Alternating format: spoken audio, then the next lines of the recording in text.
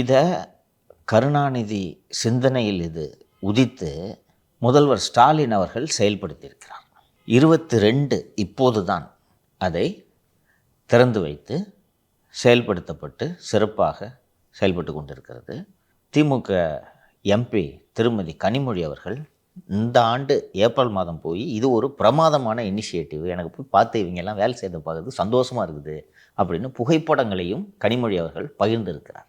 அங்கே அந்த மாற்றுத்திறனாளிகள் துறைக்கான இயக்குனர் லக்ஷ்மி என்ற ஐஏஎஸ் அதிகாரி அங்கே இருக்கிறார். அவருக்கு ரூம் சின்னதாக இருக்குன்ட்டு இந்த கஃபேவை இடிக்கிறாங்க. இடிச்சிட்டாங்களா, இடிக்க போகிறாங்களா சார்? இன்னோட காலி பண்ணிட்டாங்க. ஃப்ரண்ட்லைன் பத்திரிகையாளர் திரு ஆர்கே ராதாகிருஷ்ணன் அவர்கள் தான் இதை ரொம்ப வருத்தத்தோடு பதிவிட்டு நம்ம எத்தனை பேரும் குரல் கொடுக்கணுன்ட்டு எக்ஸ் தளத்தில் ஒரு வீடியோ பதிவிட்டிருந்தார். எனக்கு நம்பலை. நான் இவருன்னா ஆர்கே சிஎம் திறந்து வச்சதுன்றார். சிஎம் திறந்து வச்சதை மூடுறதுக்கு எந்த அதிகாரிக்கு துணிச்சல் வரும்ன்ட்டு நான் அப்பாவே நினச்சிக்கிட்டேன். நான் ஆர்கே எதுவும் உருட்டுறாரா அப்படின்றதுக்காக நான் போய் கூகுளில் தேடி பார்த்தேன். சிஎம் இனாகுரேட் பண்ணியிருக்காரு. இது ஒரு நல்ல விஷயம் இல்லையாப்பா அது?